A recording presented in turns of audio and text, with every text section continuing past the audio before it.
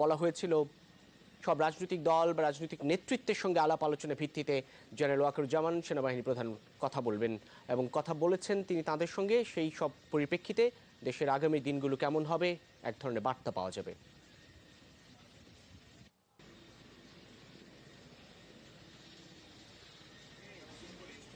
জানেন যে দেশে একটা ক্রান্তিকাল চলছে। ফ্রেশ কথা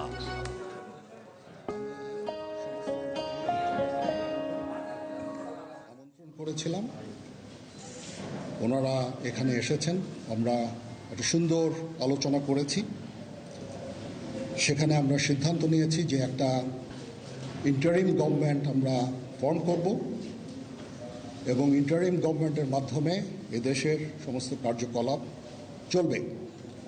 আমরা এখন মহামান্য রাষ্ট্রপতির কাছে যাব যে এই ইন্টারিম গভর্নমেন্ট ফর্মের ব্যাপারে ওনার সাথে আলাপ আলোচনা করে আমরা একটা ইন্টারিম গভর্নমেন্ট ফর্ম করে দেশ পরিচালনা করব।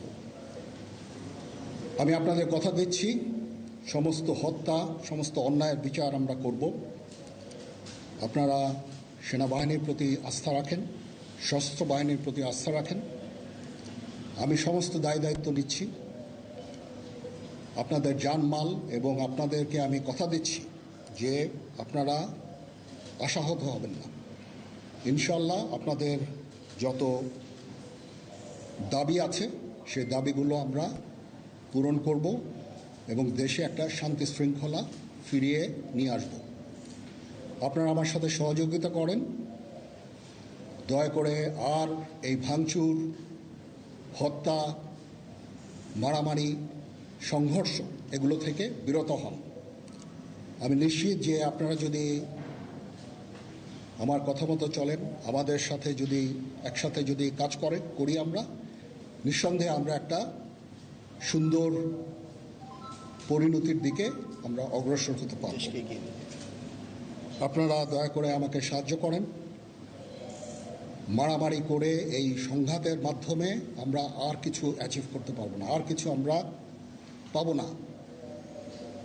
সুতরাং দয়া করে আপনারা সমস্ত ধ্বংসযজ্ঞ, সমস্ত অরাজকতা, সমস্ত সংঘর্ষ থেকে বিরত হন এবং ইনশাআল্লাহ আমরা সবাই মিলে একটা সুন্দর ভবিষ্যতের দিকে আমরা অগ্রসর হব।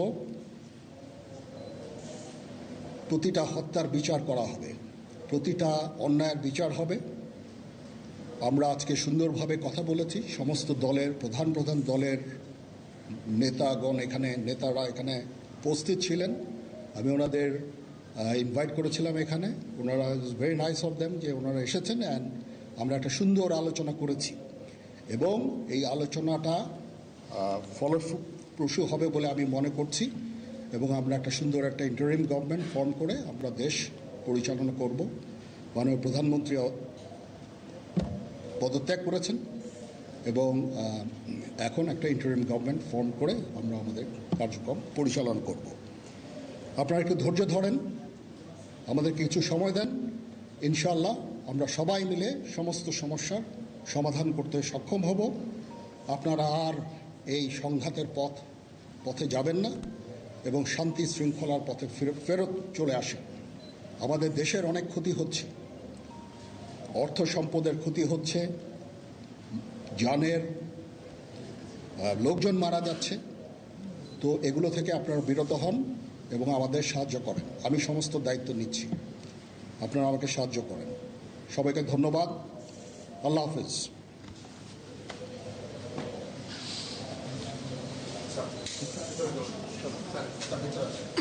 আপনারা কি কোনো প্রশ্ন করতে চান?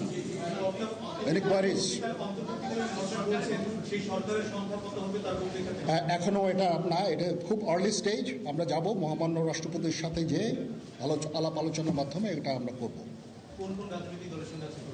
আজকে এখানে জামাতের আমির ছিলেন, আমাদের বিএনপির শীর্ষস্থানীয় নেতৃবৃন্দ এখানে ছিলেন, জাতীয় পার্টির নেতৃস্থানীয় নেতৃবৃন্দ এখানে ছিলেন এবং সুশীল সমাজ, এবং এখানে ডক্টর আসিফ নজরুল উনি নিজেও ছিলেন এখানে, এবং উনি আমার সামনেই উনি সমস্ত ছাত্রদেরকে একটা সুন্দর বার্তাও দিয়েছেন এবং আমি আশা করি যে ছাত্ররা সেই বার্তা শুনে ওনার কথা, ওনাকে সবাই শ্রদ্ধা করে, ছাত্ররা শ্রদ্ধা করে, ওনার এই বার্তা শুনে তারা এই পরিস্থিতি নিয়ন্ত্রণে নিয়ে চলে আসবে এবং আমরা একটা সুন্দর একটা পরিস্থিতির দিকে আমরা এগিয়ে যাব ইনশাআল্লাহ।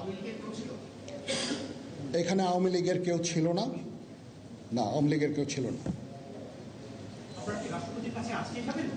হ্যাঁ, আজকেই, বিকজ আমাদের এই সময় নাই।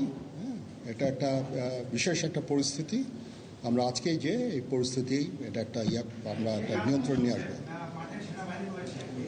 সেনাবাহিনী শান্তি শৃঙ্খলা বজায় রাখার কাজ চালিয়ে যাবে এবং আপনাদের সবার দায়িত্ব, ছাত্রদের দায়িত্ব, রাজনৈতিক নেতৃবৃন্দ এবং রাজনৈতিক কর্মীদের দায়িত্ব হচ্ছে সেনাবাহিনীকে সাহায্য করা এবং আপনারা মিডিয়ার মাধ্যমে আমাদেরকে এই যে একটু আমাদের সাহায্য করেন, সুতরাং আমরা তাহলে এই পরিস্থিতি নিয়ন্ত্রণ সহজেই নিয়ে আসতে পারব।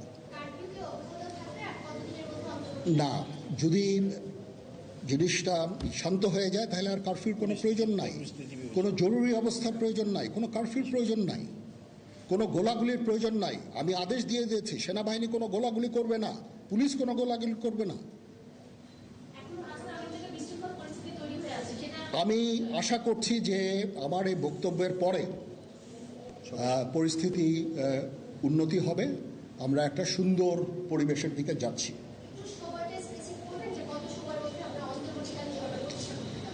আমরা এটা না, আমি আজকে রাতের মধ্যে একটা আমরা সলিউশনে যাওয়ার চেষ্টা করব, বাট আমাদের হয়তো 2-1 দিন সময় দিতে হবে। এটা আমরা এখনও এটা টু আর্লি, আমরা যাচ্ছি যে আমরা কথা বলবো মহামান্য রাষ্ট্রপতির সাথে, আমরা একটা সুন্দর সলিউশনে আমরা পৌঁছাবো।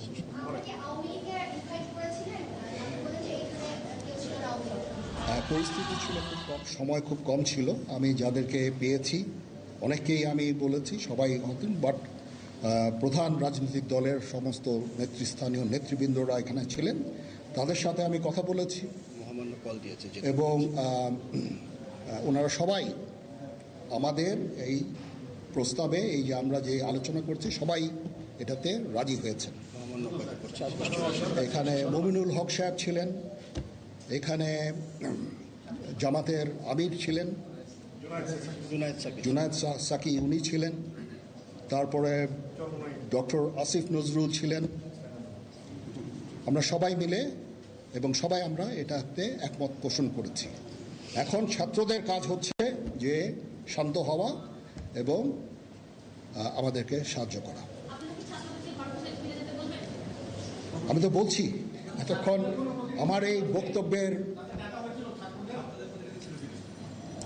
ছাত্রদের প্রতিনিধি বলতে আমি এখন ওনাদের কাউকে পাইনি। আমি ডক্টর আসিফ নজরুলকে রিকোয়েস্ট করেছি, যেহেতু ওনাকে ছাত্ররা শ্রদ্ধা করেন এবং উনিও একটা সুন্দর একটা ভিডিও মেসেজ উনি দিয়েছেন ছাত্রদের জন্য। আমি আশা করব যে এই ভিডিও মেসেজটাও কাজে হবে, কাজ দিবে। এইভাবে আমরা কাজ করে দেব। সবাই ভালো থাকেন, সবাইকে ধন্যবাদ। এখানে আপনারা যত প্রশ্ন করতে থাকবেন আমাকে দেরি করাবেন। It is too early. আমরা কাজ করছি, আমাদের একটু কাজ করতে দেন, একটু সময় দেন, আমরা একটা সলিউশনের মধ্যে আমরা যাব ইনশাআল্লাহ। হ্যাঁ, আপনারা সবাই যারা আন্দোলনরত, যারা ছাত্ররা আছেন, আন্দোলনরত যত লোকজন আছেন, দয়া করে ঘরে ফিরে যান। সবাই ভালো থাকেন, আল্লাহ আমাদের মঙ্গল করুক। আল্লাহ হাফেজ।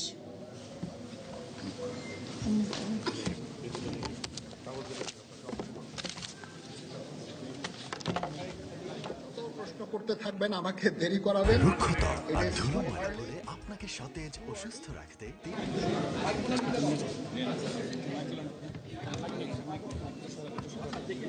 আমরা দেখছিলাম জেনারেল ওয়াকারুজ্জামান, বাংলাদেশ সেনাবাহিনীর প্রধান, তিনি কথা বলছেন গণমাধ্যম কর্মীদের সঙ্গে এবং